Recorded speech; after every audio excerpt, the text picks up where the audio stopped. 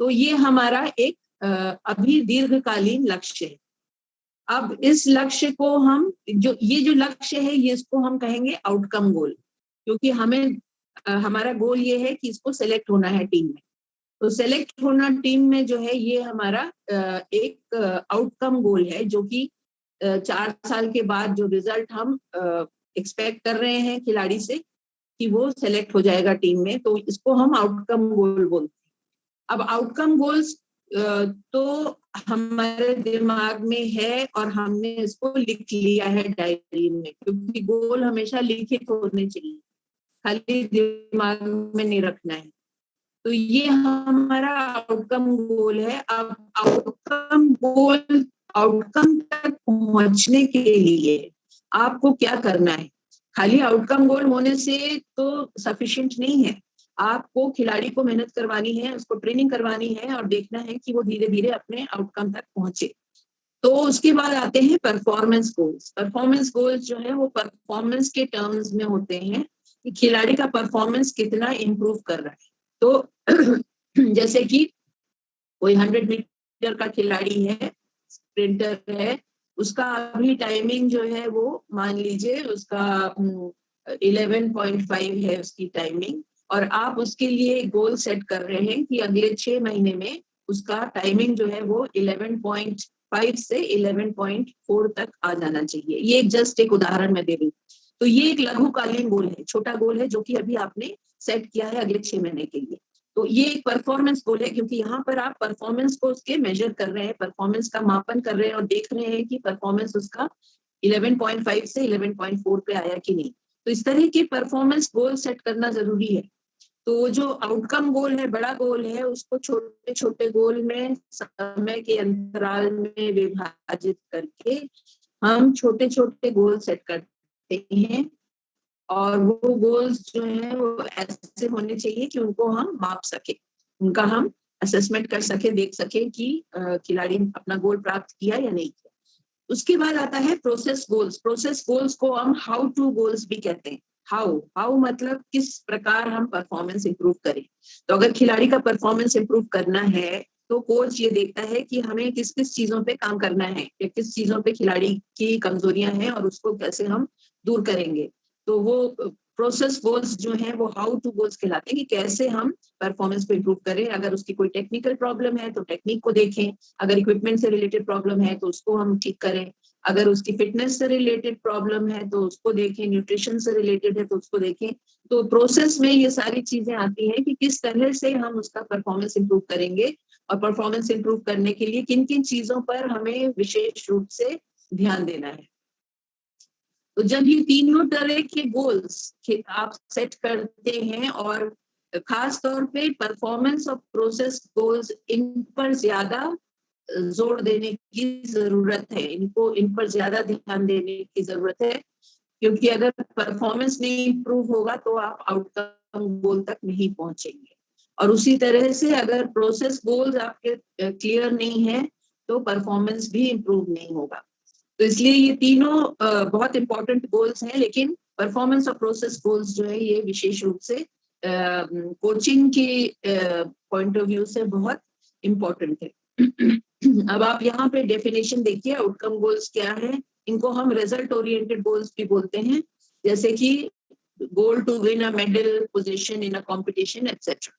तो मान लीजिए कि लक्ष्य है कि हमें गोल्ड मेडल लाना है ओलंपिक्स, तो ये एक आउटकम गोल है।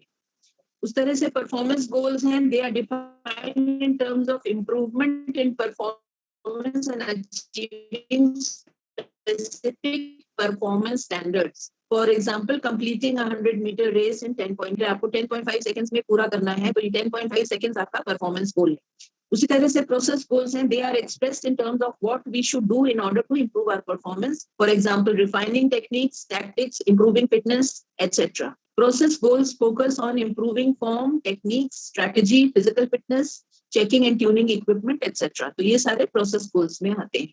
अब कल भी मैंने शॉर्ट में आपको बताया था कि जब हम मोटिवेशनल टेक्निक्स की बात कर रहे थे तो गोल सेटिंग की बात हुई थी, और गोल सेटिंग के लिए जरूरी है स्मार्ट गोल सेट करना। Can I have the next slide please Narendra? अगला स्लाइड दिखा दीजिए। Narinder, are you there?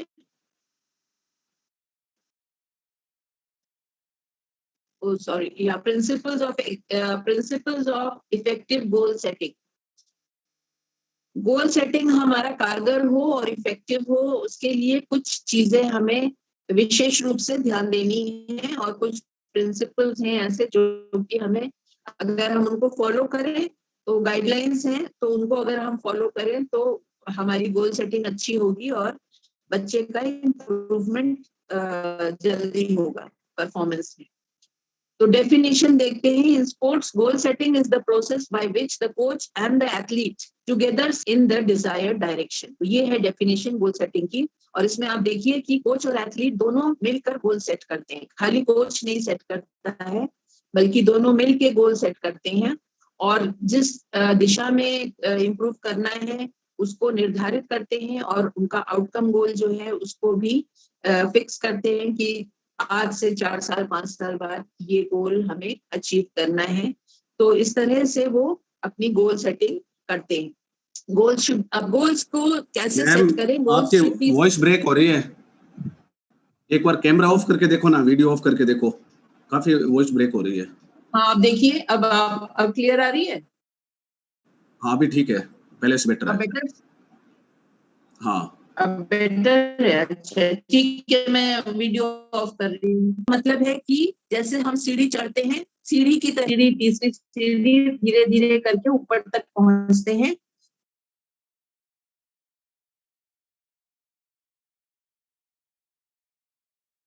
Achieve करेगा वो लॉन्ग टर्म गोल की तरफ बढ़ेगा। तो स्टेप वाइज मैनर में गोल सेट करना चाहिए। अब कल जो हम लोगों ने बात की थी वो थी स्मार्ट गोल्स की। Next slide please. तो स्मार्ट गोल्स जो है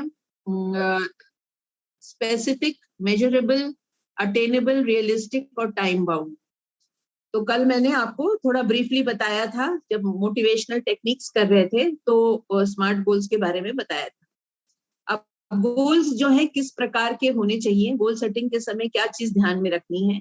गोल्स जो है वो स्पेसिफिक होने चाहिए। स्पेसिफिक मतलब क्लियर होने चाहिए, स्पष्ट होने चाहिए। अगर स्प्रिंटर है तो उसका टाइमिंग कितना आपको करना है, टाइमिंग के टर्म्स में उसका गोल सेट करिए। उसका गोल जो है वो टाइमिंग होगा। उसी तरह से थ्रोअर है तो उसका गोल डिस्टेंस होगा। अगर लॉन्ग जंपर है तो उसका स्कोर डिस्टेंस होगा, कितना डिस्टेंस उसको जंप करना है। अगर हाई जंपर है तो उसको हाइट कितनी अचीव करनी है, उसका वो गोल सेट कर। तो स्पेसिफिक होना चाहिए। जितना आप गोल सेट करेंगे उतना खिलाड़ी के को समझने में और उसको कारगर बनाना आसानी होगी। दूसरा है कि मेजरेबल होने चाहिए, उसका आप मापन कर सकें। अब जैसे टाइमिंग है, इसको आप मापन कर सकते हैं, डिस्टेंस का आप माप सकते हैं। तो मेजरेबल होने चाहिए गोल्स।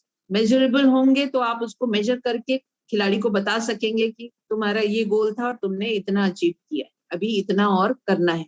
तो मेजरेबल जब तक नहीं होगा गोल, तब तक दिशा और स्पष्टता जो है उसमें कमी आ जाएगी। उसी तरह से ए है अटेनेबल गोल्स। कल मैंने बताया था कि गोल ऐसा हो जिसमें चुनौती भी हो लेकिन साथ साथ खिलाड़ी उनको प्राप्त भी कर सके। अगर आपने बहुत ज्यादा डिफिकल्ट गोल सेट कर दिया है तो खिलाड़ी उसको नहीं प्राप्त कर पाएगा और जब बार बार असफल होगा तो असफल होने की स्थिति में वो खिलाड़ी जो है वो उसका मोटिवेशन कम हो जाएगा, उसकी प्रेरणा की जो स्तर है, प्रेरणा के स्तर में गिरावट आएगी क्योंकि वो बार बार फेल हो रहा है। तो उसकी इच्छा खेल के प्रति कम होने लगेगी और फ्रस्ट्रेशन मिलेगा। तो गोल ऐसे आप सेट करिए, जो शॉर्ट टर्म गोल्स हैं उनको ऐसा सेट करिए कि उनको खिलाड़ी प्राप्त करता चले, एक एक करके प्राप्त करता चले, जिससे कि वो आगे बढ़ता रहे और अपने बड़े गोल की तरफ अग्रसर रहे। तो गोल्स चैलेंजिंग भी होने चाहिए, बहुत आसान गोल्स भी मत सेट करिए। बहुत आसान गोल सेट करेंगे तो खिलाड़ी उनको बहुत जल्दी प्राप्त कर लेगा, लेकिन उसका जो ओवरऑल इम्प्रूवमेंट है वो स्लो हो जाएगा। तो स्लो भी हो जाएगा और उसके अंदर एक कंप्लेसेंसी की भावना आ जाएगी कि अरे मैं तो कर ही लूंगा, ये तो बड़ा आसान है, ये तो मेरे से हो ही जाएगा। तो वो ओवर कॉन्फिडेंस और जो कंप्लेसेंसी आ जाती है उससे खिलाड़ी के जो प्रोग्रेस है, उसकी विकास की गति है उसमें गिरावट आ जाती है। तो चैलेंजिंग हो गोल्स, उसमें चैलेंज हो, चुनौती हो और साथ साथ अटेनेबल हो, जिनको कि वो प्राप्त भी कर सके, तब खिलाड़ी का मनोबल बढ़ेगा। और जैसे जैसे वो एक एक प्राप्त करता जाएगा और आगे बढ़ेगा, तो उसके अंदर जो एक खुशी होगी और सेटिस्फैक्शन और सेल्फ कॉन्फिडेंस उसका बढ़ेगा, वो उसको आगे और बढ़ने के लिए मोटिवेट करे। चौथी चीज है रियलिस्टिक। रियलिस्टिक मतलब खेल जो खिलाड़ी है उसके क्षमता के अनुसार आप सेट करिए। तो आप हर खिलाड़ी के लिए एक जैसा गोल नहीं सेट कर सकते हैं, हर खिलाड़ी के लिए अलग अलग गोल सेट करने पड़ेंगे खिलाड़ी की क्षमता को देखते हुए।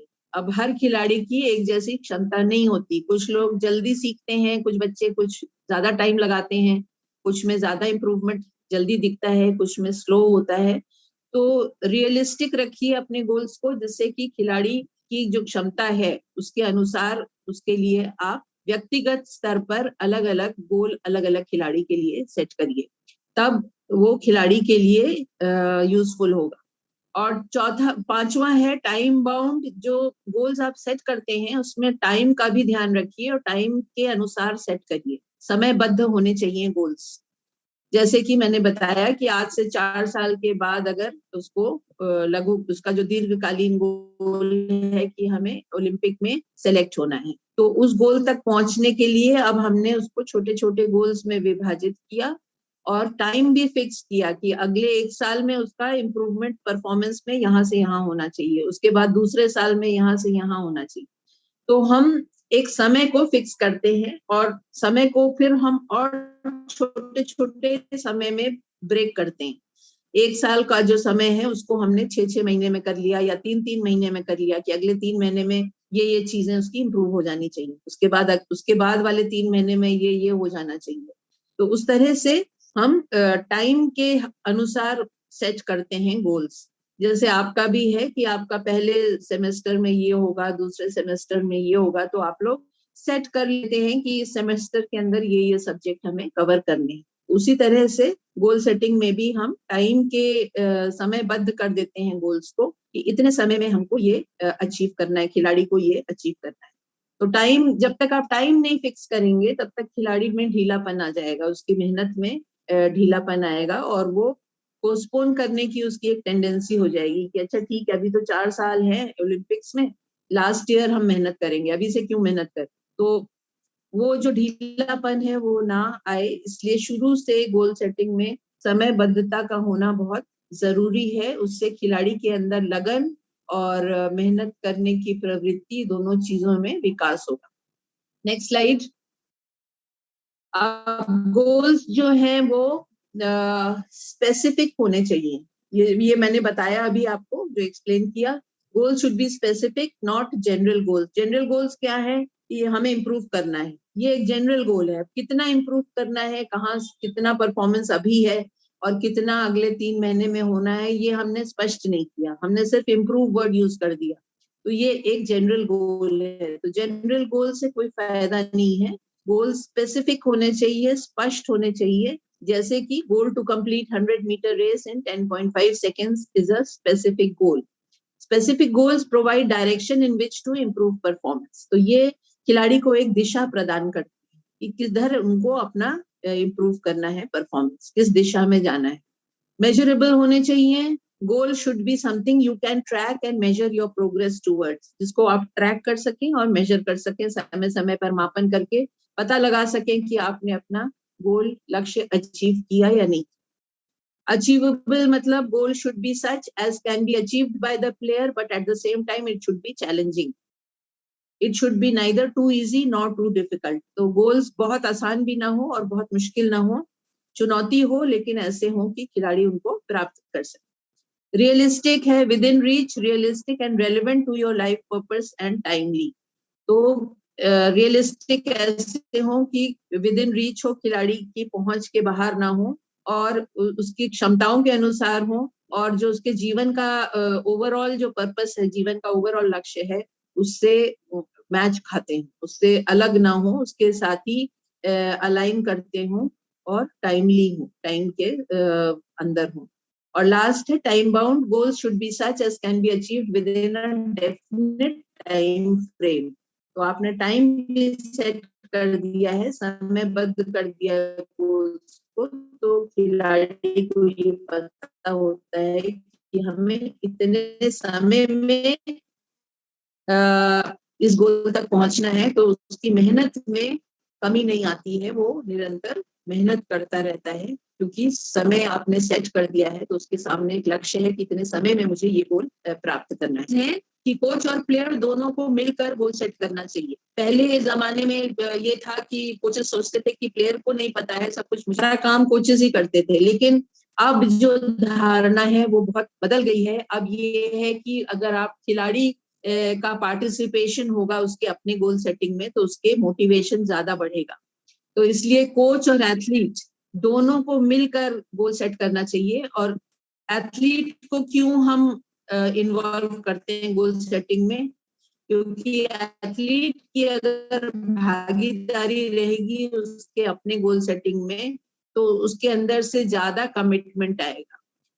खिलाड़ी को ये लगेगा कि ये गोल सिर्फ कोच ने मेरे ऊपर नहीं थोपा है, मैंने भी अपनी भागीदारी दी है, अपनी रजामंदी दी है, और मुझको भी कंसल्ट किया गया है और तब गोल सेट किया गया है। तो उसके अंदर से कमिटमेंट ज्यादा आएगा गोल के प्रति, वो ज्यादा प्रतिबद्ध होगा, अपना योगदान दिया है अपने गोल सेटिंग में। तो इसको हम पार्टिसिपेशन या पार्टिसिपेटिव अप्रोच बोलते हैं, जिसमें कि प्लेयर की भी भागीदारी होती है।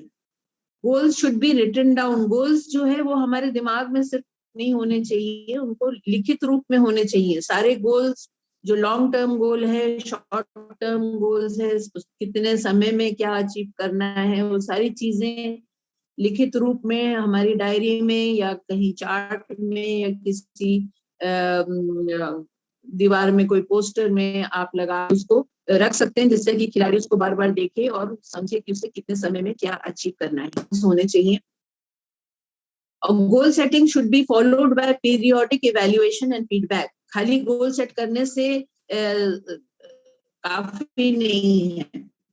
आप गोल सेट करने के बाद समय समय पर मूल्यांकन करेंगे, देखने के लिए कि खिलाड़ी का जो गोल शॉर्ट टर्म गोल है वो उसने प्राप्त किया या नहीं किया। तो जैसे आपने मान लीजिए अगले 3 महीने का गोल सेट किया है, तो 3 महीने के बाद आप उसका टेस्ट लीजिए और देखिए कि उसने जो आपने गोल सेट किया है वो उसने अचीव किया या नहीं किया। अगर किया है तो उसको फीडबैक दीजिए, उसको फीडबैक बोलते हैं, मतलब खिलाड़ी को बताइए कि उसने अचीव किया है ये गोल और अब अगला गोल उसका क्या है। और अगर नहीं अचीव कर पाया है तो खिलाड़ी को आप एक्सप्लेन करिए और खिलाड़ी के साथ बैठकर ये पता लगाइए कि किस कारण से उसका गोल अचीव नहीं हुआ है, अभी कहाँ पर और कमी रह गई है जिसके ऊपर उनको काम करना है।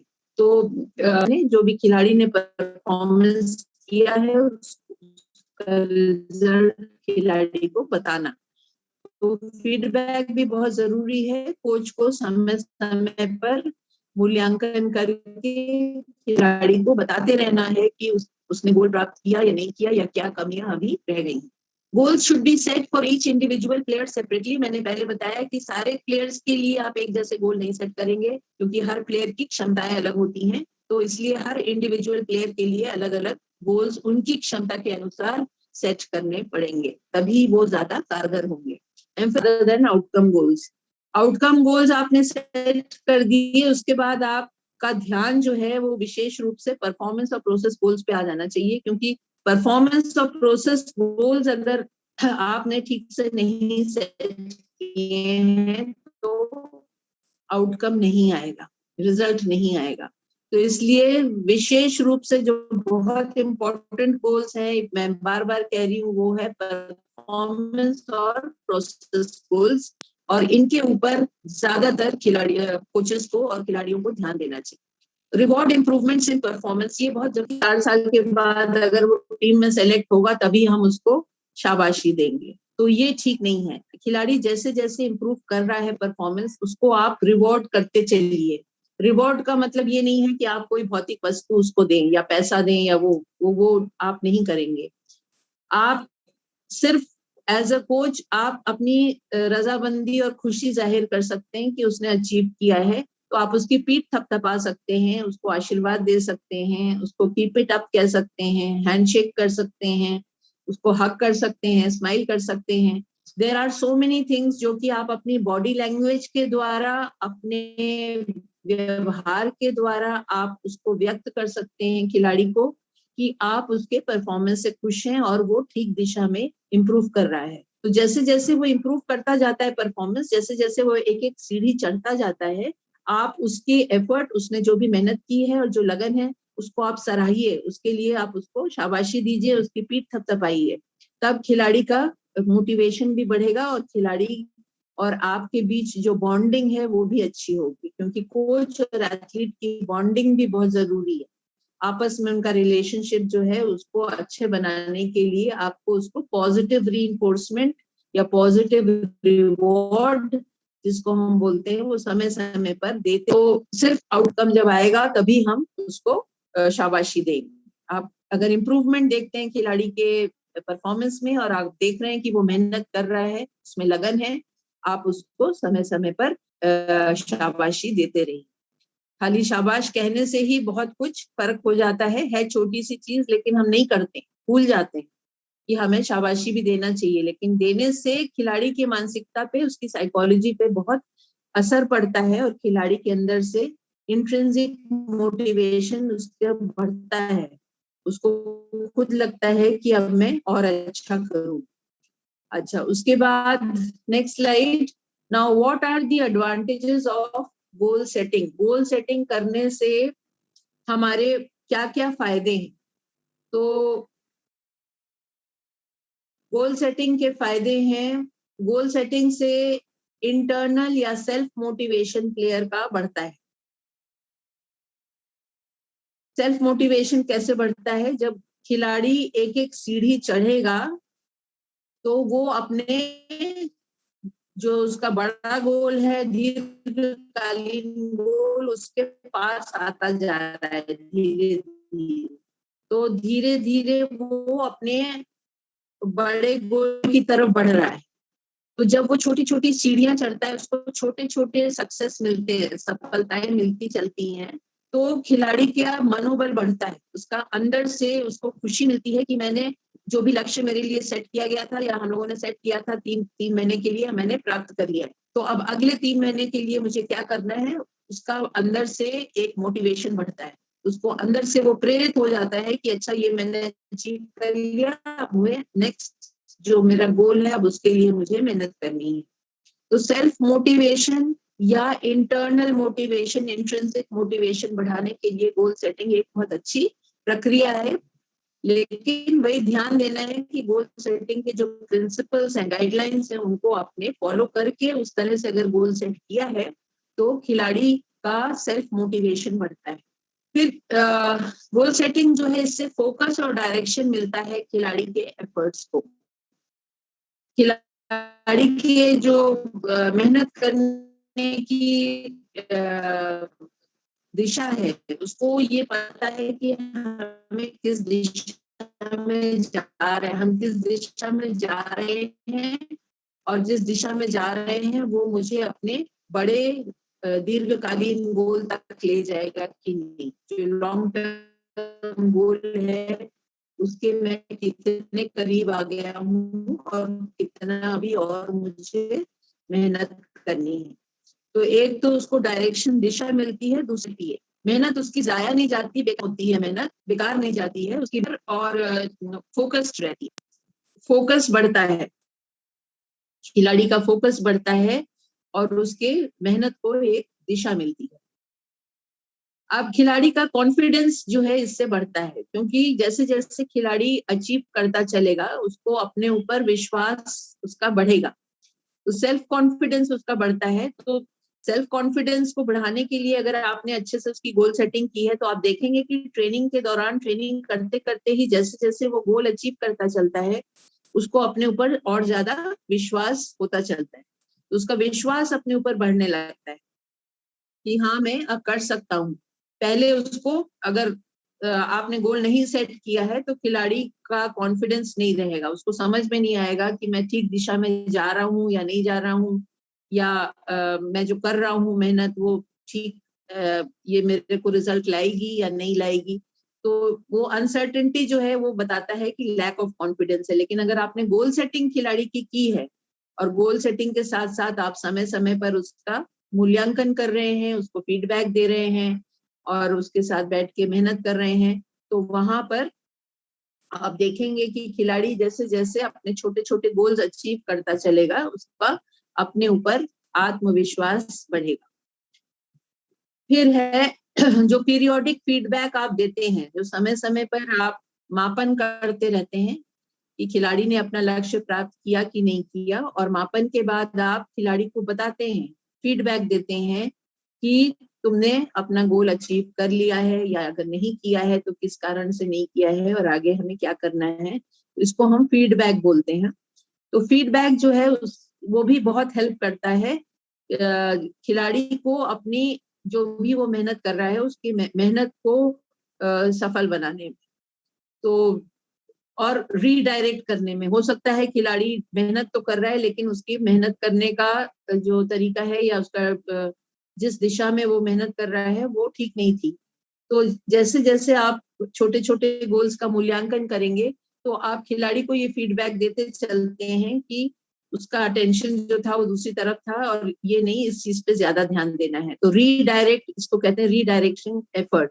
तो जो भी मेहनत कर रहा है उसको वो वापस रीडायरेक्ट करके सही पटरी पर ले आए और प्रॉपर डायरेक्शन में चले, तो इससे इम्प्रूवमेंट उसका खिलाड़ी का ज्यादा अच्छा होगा।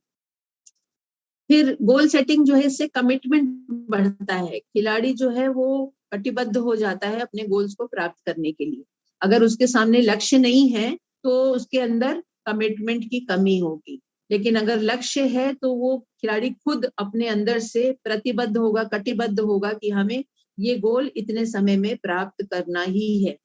तो कोई और बोले ना बोले, लेकिन उसके लक्ष्य अगर उसके सामने है तो खिलाड़ी के अंदर से कमिटमेंट ज्यादा होगी, ज्यादा मेहनत करेगा वो और उसके अंदर लगन होगी, लगा रहेगा मेहनत करने में, क्योंकि अगले 3 महीने के समय में उसे ये करना ही है। तो उसके अंदर लगन होगी, उसके अंदर एक मेहनत करने की जो प्रवृत्ति है वो बढ़ेगी और उसके अंदर कमिटमेंट बढ़ेगा। तो इसलिए गोल्स बहुत इंपॉर्टेंट है, क्योंकि ये चीजें जो खिलाड़ी के लिए जरूरी हैं, ये सारी साइकोलॉजिकल चीजें हैं जो कि खिलाड़ी अच्छी खिलाड़ी में होने चाहिए। कमिटमेंट होना चाहिए, मेहनती होना चाहिए और उसके अंदर लगन होनी चाहिए। तो ये चीजें गोल सेटिंग से बढ़ती हैं। फिर गोल्स अगर आपके सेट हैं और सही तरीके से सेट किए गए हैं तो इम्प्रूवमेंट जो है वो फास्ट होता है। तो ये देखा गया है कि अगर गोल सेटिंग अच्छी तरीके से की गई है, सारे नियमों का और गाइडलाइंस का पालन करके अगर गोल सेटिंग की है, तो खिलाड़ी जैसे जैसे गोल प्राप्त करता चलता है उसका इम्प्रूवमेंट फास्ट होता है।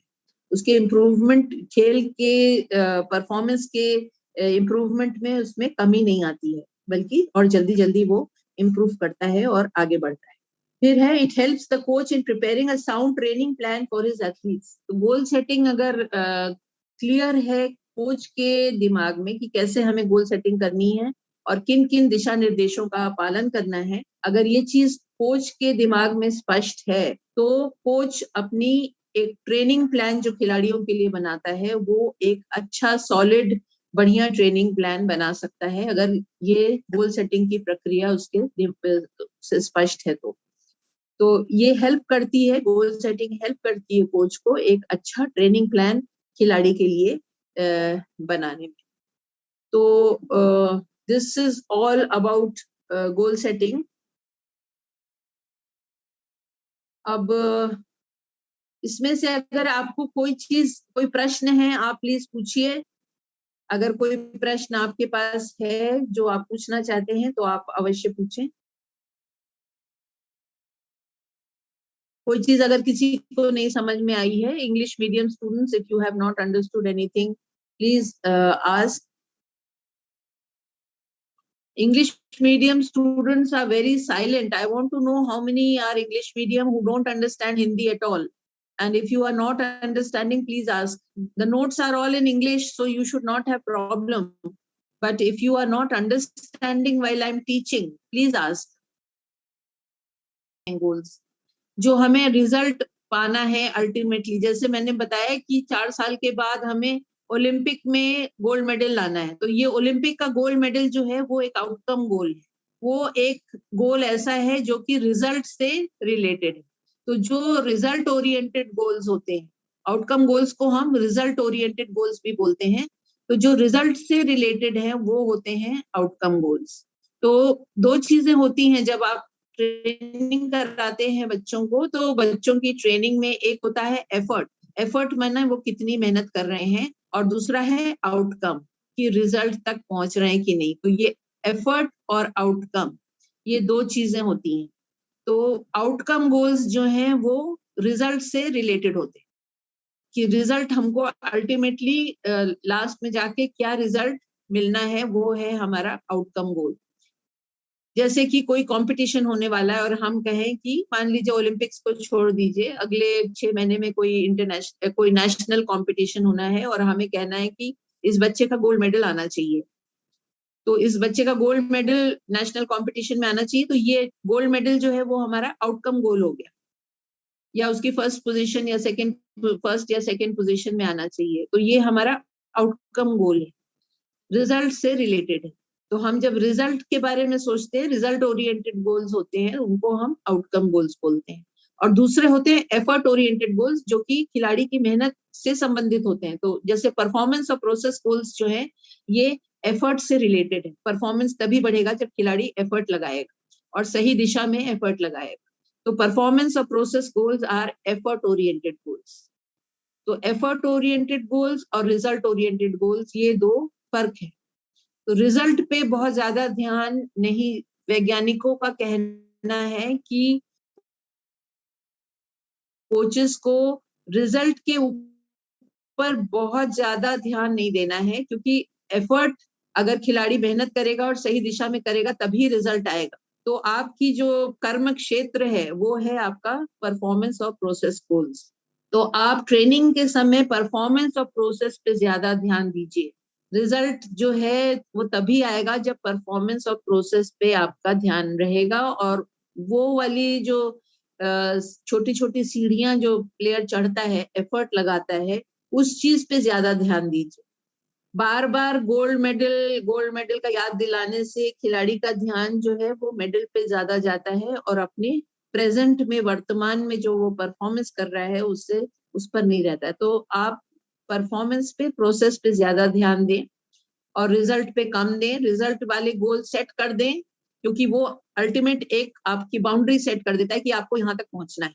तो वो सेट करना भी जरूरी है, लेकिन एक बार सेट कर दिया उसके बाद प्रोसेस और परफॉर्मेंस गोल्स पे ज्यादा ध्यान देना है, रिजल्ट पे उतना नहीं देना है। और कॉम्पिटिशन्स में भी हम प्लेयर कहते हैं कि आप जब खेल रहे हैं उस समय रिजल्ट के बारे में पहले मत सोचिए, आप कैसा परफॉर्म करना है आपको, उसके ऊपर आप ध्यान रखिए।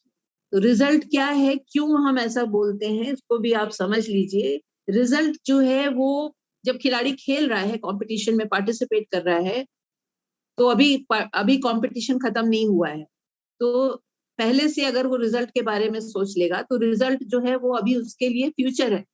अभी कंपटीशन खत्म नहीं हुआ है, अभी उसका इवेंट खत्म नहीं हुआ है, लेकिन वो पहले से रिजल्ट के बारे में सोच रहा है, इसके माने उसका ध्यान फ्यूचर में चला गया है। तो जब फ्यूचर में चला गया है, इसके माने प्रेजेंट से ध्यान हट गया है, क्योंकि हमारा माइंड जो है वो हमारे पास्ट और फ्यूचर के बीच ऑसिलेट करता रहता है। कभी हम पास्ट के बारे में सोचते हैं, कभी फ्यूचर के बारे में सोचते हैं, लेकिन खेल में अच्छा करने के लिए खिलाड़ी का दिमाग हमेशा प्रेजेंट, वर्तमान में होना चाहिए।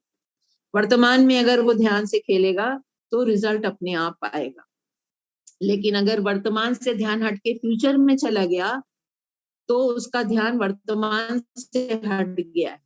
वर्तमान से ध्यान हट गया है तो उस समय वो गलतियां करेगा, खेलेगा नहीं ठीक से, उसका ध्यान भटक जाएगा बहुत ज्यादा रिजल्ट के बारे में सोचने से। और जब ध्यान भटकेगा तो वो और गलतियां करेगा, उसका कंसंट्रेशन टूटेगा, उसकी एंजाइटी बढ़ेगी, टेंशन बढ़ जाएगा और उसका परफॉर्मेंस और गिर सकता है। तो इसलिए खिलाड़ी, ये कोचेस को देखना और खिलाड़ियों को बताना जरूरी है कि हर मोमेंट पे उनका ध्यान प्रेजेंट में, वर्तमान में रहना चाहिए जब वो खेल रहे हैं। तो रिजल्ट के बारे में ना सोचें और पास्ट के बारे में भी ना सोचें। हो सकता है कि पहले कभी वो किसी कंपटीशन में हार गए थे और उनको वो याद आ गया कि अरे उस कंपटीशन में हम हार गए थे, कहीं ऐसा ना हो कि मैं फिर से वही हो जाए। तो वो जो नेगेटिव एक थॉट उसके दिमाग में आ गया पास्ट के बारे में, वो उसके प्रेजेंट को फिर उसको बर्बाद कर सकता है। उसका प्रेजेंट में उसका डर, उसका एंजाइटी बढ़ा देगा, और एंजाइटी बढ़ेगी तो उसका कॉन्फिडेंस कम हो सकता है, उसका कंसंट्रेशन टूट सकता है, और वर्तमान में परफॉर्मेंस उसका खराब हो सकता है। तो खिलाड़ी का ना तो पास्ट में दिमाग रहे, ना फ्यूचर में रहे, हमेशा प्रेजेंट में रहे। तो जब हम रिजल्ट की बात करते हैं तो हम खिलाड़ी के दिमाग को फ्यूचर में ले जाते हैं, और वो उसके लिए अच्छा नहीं है। तो ट्रेनिंग के समय बार बार मेडल की बात करना, या पोजीशन की बात करना, या रिजल्ट की बात करना, ये ठीक नहीं है। या कोई छोटा कंपटीशन भी है, उसके पहले आप कहें कि तुम्हें गोल्ड मेडल लाना है, तो आपने तो बोल दिया मेडल लाना है, लेकिन आपने क्या किया, खिलाड़ी के दिमाग को फ्यूचर में ले गए, जो कि जबकि उसका दिमाग प्रेजेंट में होना चाहिए। तो कोच को कहना क्या चाहिए कि तुम अपना 100% दो, एंजॉय करके खेलो, और जितना अच्छा खेल सकते हो उतना अच्छा खेलो। तो ये उससे जो है उसका दिमाग खेल के ऊपर रहेगा, अपने परफॉर्मेंस पे रहेगा, ना कि रिजल्ट पे। तो रिजल्ट पे ध्यान आप मत उसका केंद्रित करिए। और एक और जो नुकसान है रिजल्ट के बारे में सोचने से, वो ये है कि रिजल्ट खिलाड़ी के हाथ में नहीं है। खिलाड़ी का कंट्रोल अपने परफॉर्मेंस पे है। खिलाड़ी अपने परफॉर्मेंस को अच्छा कर सकता है या बुरा बिगाड़ सकता है, लेकिन रिजल्ट पे उसका ध्यान नहीं है। क्यों नहीं है? क्यों रिजल्ट पे उसका कंट्रोल नहीं है? क्यों नहीं है? क्योंकि रिजल्ट जो है खाली खिलाड़ी के अपने परफॉर्मेंस नहीं, बल्कि जो बाकी खिलाड़ी और आए हैं कंपटीशन में, उनकी तैयारी, उनकी एबिलिटी, उनके परफॉर्मेंस पे भी डिपेंड करेगा। तो दूसरे का परफॉर्मेंस हम रोक नहीं सकते हैं। अगर दूसरा खिलाड़ी कोई है, वो कितना अच्छा परफॉर्म करेगा, वो मेरे कंट्रोल में नहीं है। तो जब आप खिलाड़ी का ध्यान ऐसी चीज पर आकर्षित करते हैं जो उसके कंट्रोल में नहीं है, तो खिलाड़ी की एंजाइटी, टेंशन बढ़ जाती है, कम नहीं होती है, वो बल्कि बढ़ जाती है, और उससे उसके परफॉर्मेंस पे बुरा असर पड़ सकता है। तो इसलिए एक मंत्र जो है साइकोलॉजी में, स्पोर्ट्स साइकोलॉजी में, वो है कंट्रोल द कंट्रोलेबल। जिस चीज पर खिलाड़ी का नियंत्रण है, और वो है उसका परफॉर्मेंस। तो खिलाड़ी का नियंत्रण जिस पे है, उस पर उसका ध्यान केंद्रित करिए, ना कि ऐसी चीज पर जिस पर उसका नियंत्रण नहीं है, और रिजल्ट पे उसका नियंत्रण नहीं है। परफॉर्मेंस पे है, अगर वो परफॉर्मेंस अच्छा करेगा तो रिजल्ट भी आएगा। लेकिन अगर आप परफॉर्मेंस से उसका ध्यान हटा के रिजल्ट पे ले जाएंगे, तो रिजल्ट एक अनकंट्रोलेबल चीज है, क्योंकि वहां पे सिर्फ खिलाड़ी का अपना परफॉर्मेंस नहीं, बल्कि बाकी खिलाड़ियों का परफॉर्मेंस भी मायने रखता है। तो खिलाड़ी मेडल लाएगा कि नहीं लाएगा, ये इस पे भी डिपेंड करेगा कि बाकी खिलाड़ी कैसा खेल रहे हैं। तो बाकी खिलाड़ियों का परफॉर्मेंस हमारे खिलाड़ी के कंट्रोल में नहीं है, तो आप उसका ध्यान अनकंट्रोलेबल चीज पर ले गए हैं, उससे उसकी एंजाइटी, टेंशन बढ़ सकती है। तो this is very very important for coaches. Remember always कि ध्यान परफॉर्मेंस पे रहे, बच्चा अच्छा परफॉर्म करे, अपना 110% दे, एंजॉय करके खेले, और प्रेजेंट में उसका दिमाग रहे हमेशा। जब वो खेल रहा है, हर मोमेंट पे उसका दिमाग प्रेजेंट में रहे, तो वो गलतियां भी कम करेगा, उसके अंदर एंजाइटी, टेंशन भी कम होगी, वो रिलैक्स होकर खेलेगा, और उसका परफॉर्मेंस भी अच्छा होगा। तो ये चीज ध्यान देने की है, जो कि हम लोग अक्सर भूल जाते हैं। हम सोचते हैं कि हम जितना मेडल की बात करेंगे उतना मेडल ले आएगा खिलाड़ी, पर कभी कभी खिलाड़ियों की टेंशन बढ़ सकती है ज्यादा मेडल के बारे में बात करने से। मेडल तक जो रास्ता है वो आप स्पष्ट करिए। कुछ डाउट Okay. चैट बॉक्स के अंदर भी भेजे हैं। अच्छा, चैट बॉक्स देख रही हूँ मैं, एक मिनट। इन्होंने एक सागर करांडे इन्होंने डाला कि प्रोसेस गोल रिपीट करने का बोला था। क्या? ये उस टाइम तो देख नहीं। हाँ, मैं देख रही हूँ, एक मिनट।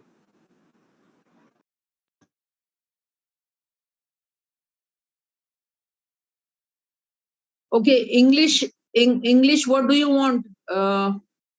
Bantu Sevi